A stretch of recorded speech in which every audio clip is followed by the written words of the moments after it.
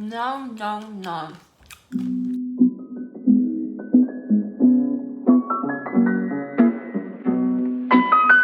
Hey guys, welcome back to my channel. If you're new here, my name's Anita, and if you've been here before, welcome back.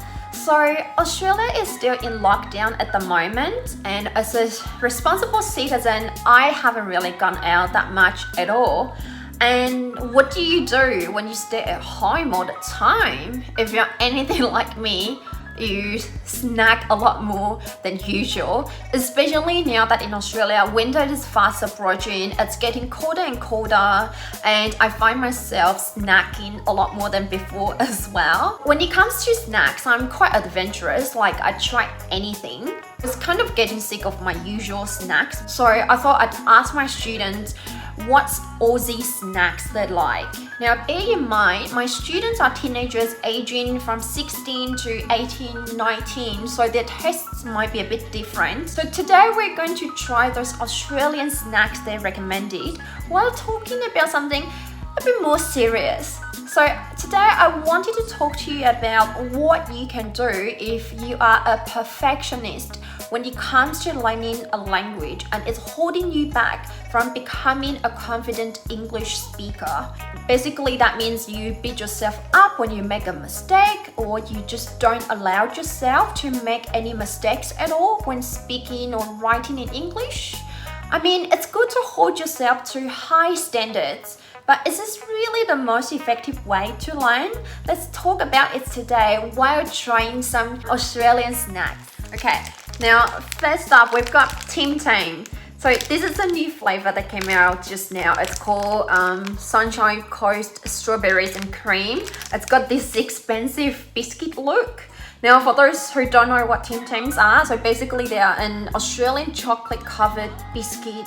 It's an Australian snack icon. They've got so many different flavors, and I went through a phase where I literally tried every single flavor, but the phase is long gone, and I actually haven't really had any Tim Tams for a while. I personally find Tim Tams to be a bit too sweet, but this one my students recommended. It's a new flavor that just came out, so I really wanted to see whether it lives up to the hype or not.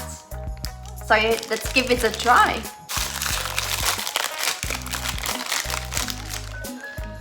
Oh, it smells so good. This is what it looks like.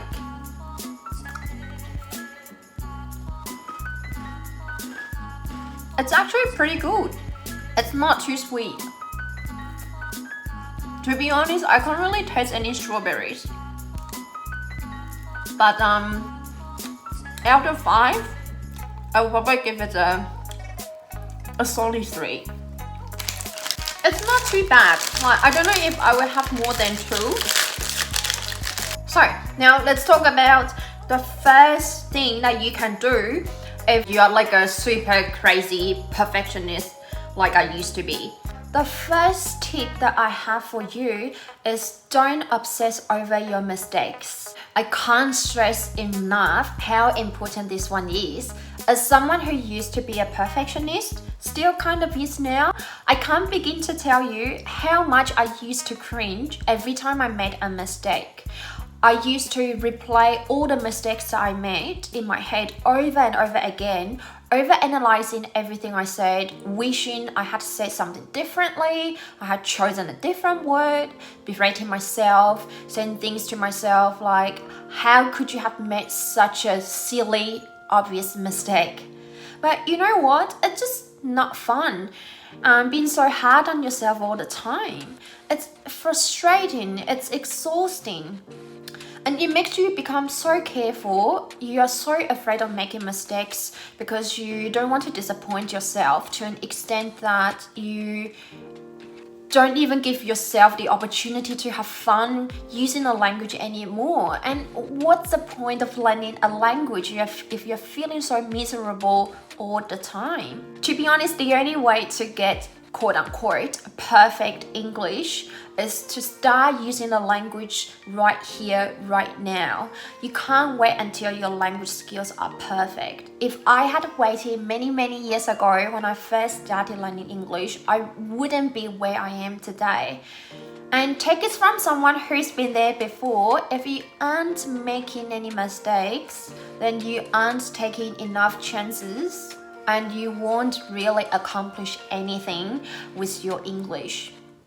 Oh, I need some more water. Next up, we have got still Tim Tam, but it's a different flavor. So this one, it's dark chocolate and orange, and it's from the same collection as the other one. Same collection. To be honest, I'm actually a bit surprised that my students would recommend this one, because I mean dark chocolate and orange, that's kind of like a mature flavor in my opinion. So I mean, isn't it a little bit too mature for a 16-year-old? But anyways, let's give it a try. It smells mature. I don't know why I keep using the word mature. Okay.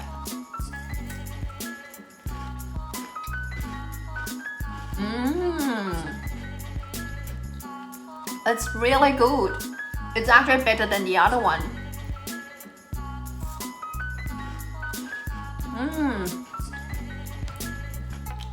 This is what it looks like inside. Just look at that beautiful orange color.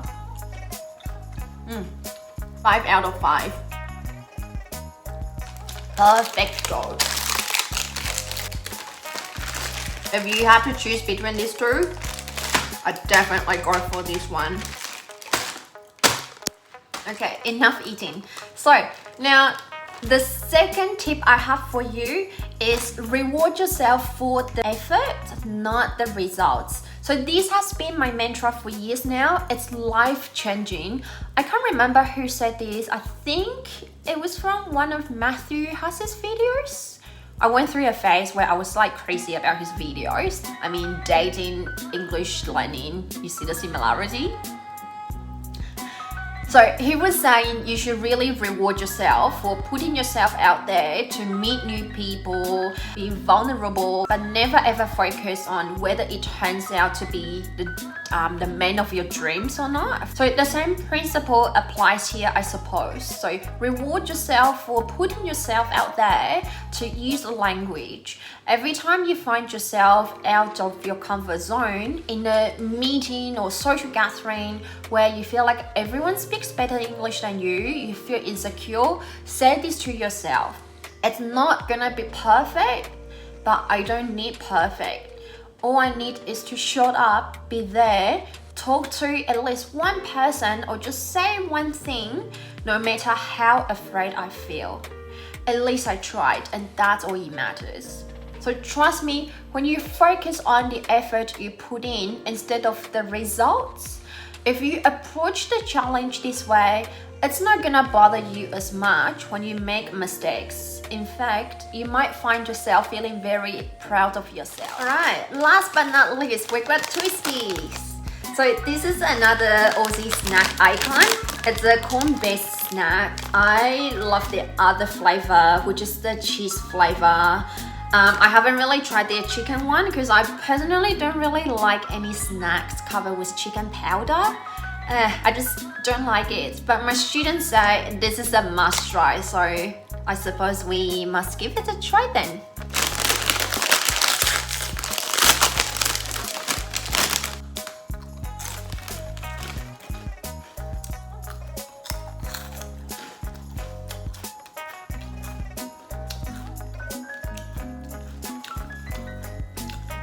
This tastes like my worst nightmare. Oh, I can't even swallow it. No, no, no, no, no. It's a 0 out of 5. It's not for me. Their cheese flavor, 5 out of 5, but this one, nah.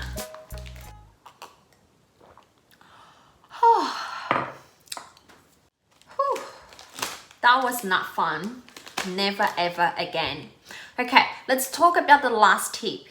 So my final tip for all the perfectionists out there, not every conversation is a test of your English abilities. So to be completely honest with you, I'm definitely guilty of this. I remember before I would seize any opportunity I got to show that I'm not fresh off the boat, that I spoke decent English, which I admit it's quite messed up looking back now.